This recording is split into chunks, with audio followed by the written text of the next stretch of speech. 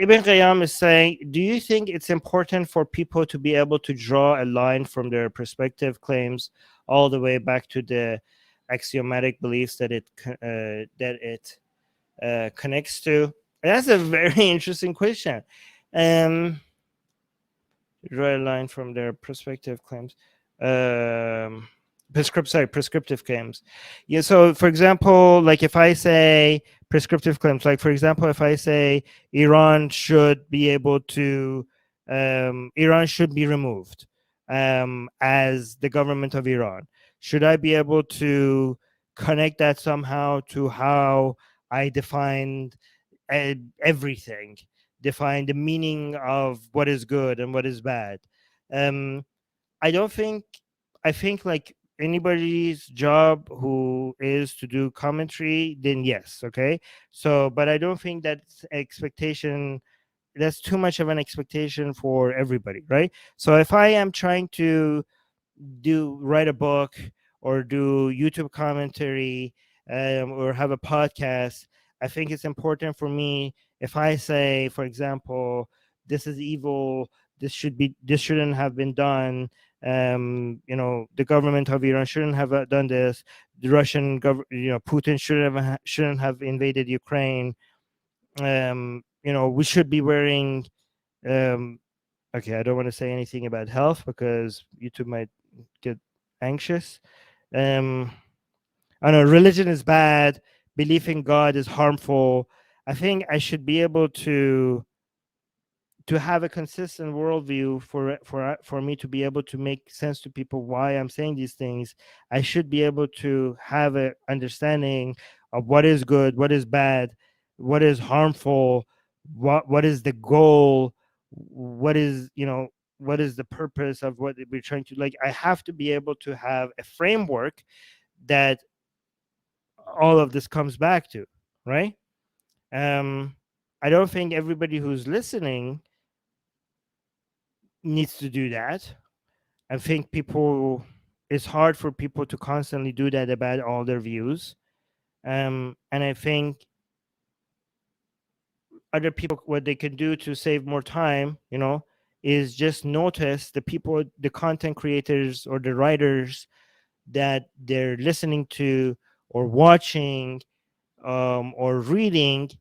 If they notice enough consistency in their work, in their conclusions, they could assume that they could come to the conclusion based on Occam's razor that they are working based on a consistent framework that is tied to some, as you mentioned, axiomatic beliefs about the world.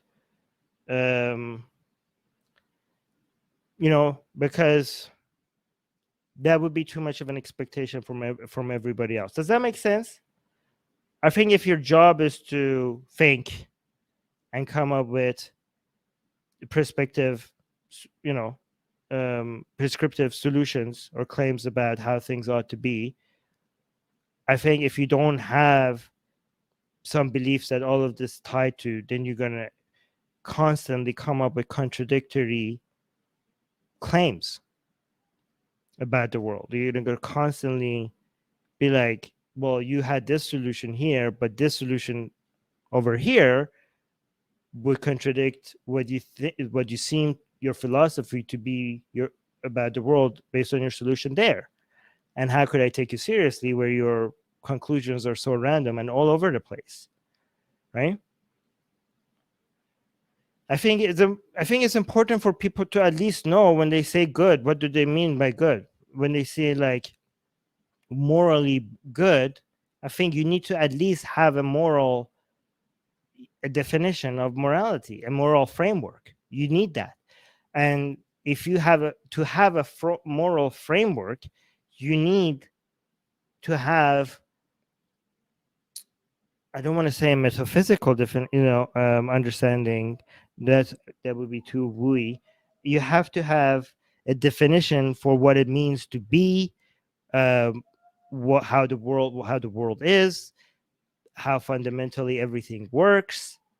Because how could you come up with a moral framework when you don't even understand what we are and where we're heading, right? So I think it's very important to have that. Let me see what Ibn Qiyam is saying. Ibn Qayyim saying, I tried to explain this to Harris and Nuria, but they didn't seem to understand and said it was not important. Maybe it was the way I explained it. I think it's essential to have consistent statements. Yeah, but you could have so you could have consistent statements without, if your job is not if you're not a content creator that is constantly coming with prescriptive claims about the world, I think you could find consistency by noticing how your claims are contradicting each other, right? So, or without actually having, so you might not define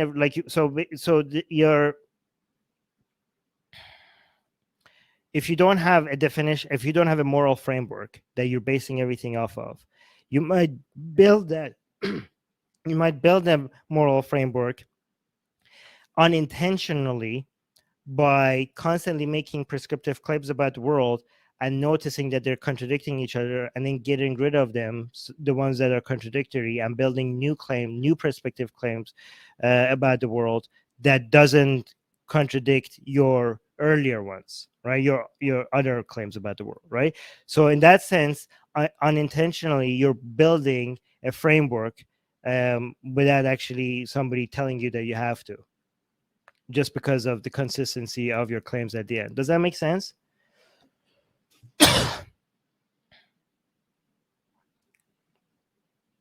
So, for example, this is actually very interesting.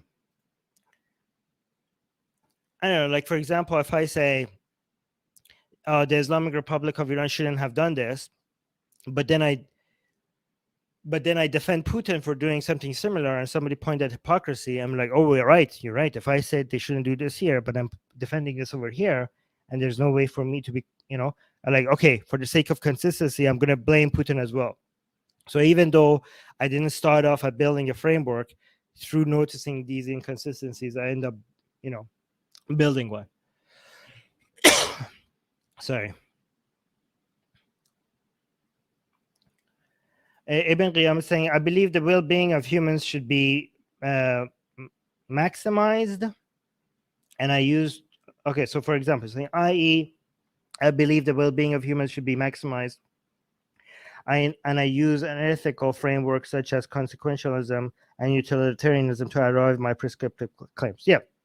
However, I mean, that's not as axiomatic as because if you say that, you have to go further down, because if you want to claim that I believe the well-being of human beings should be maximized, that doesn't go, that is not foundational enough, because then the question would be, well, why should the well-being of humans be maximized, right? So if you want to build a framework, you have to go deeper, because if you say that and you don't have something deeper that you're building this upon, I could still find contradictions. You might believe another thing that would contradict your belief that well-being of human beings should be maximized. So you should go all the way to the very root of the definitions of everything, and how everything, what it means to even be, right? To be able to come up with views that do not contradict each other. It is exhausting to do that. That's why you can't expect this from people. That's why other people, instead of going all the way to the root and defining that, and then all the time going back and referencing all the beliefs to the root of everything, the easier way is to just catch themselves contradicting each other, contradicting themselves. Does that make sense?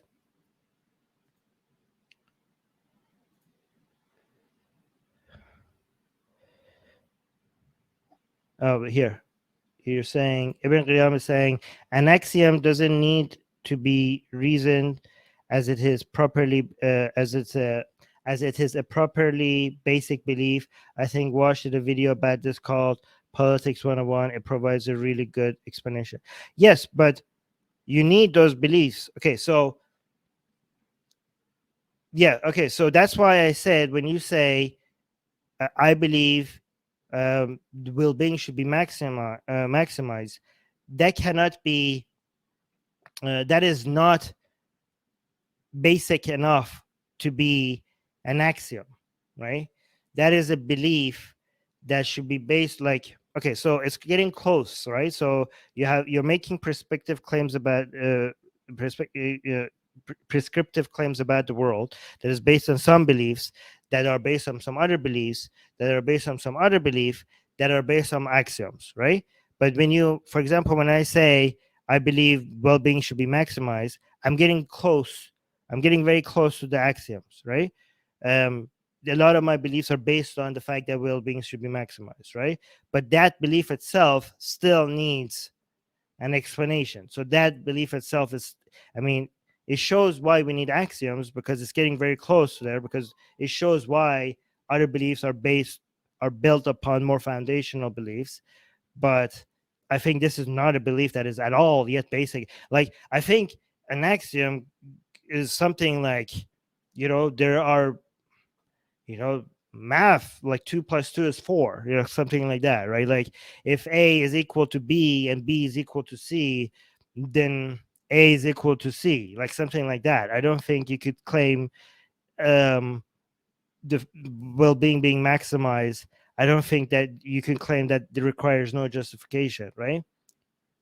So I agree with what you're saying here. I just don't think that the example that you give is an axiom, is an axiom. How far further would you go? All the way to to the basic laws of logic, the most foundational laws of logic, right? So, you know, eh, yeah. So, for example, if A, um, like I just said, it's if A is equal to B and B is equal to C, A is equal to C. Like, this does not require any explanation. Hey guys, if you want to join these streams live, get your comments and questions read by Ali and Armin and the guests, and most importantly, to get full access to the full video versions of all these episodes, become a patron. Link in the description below.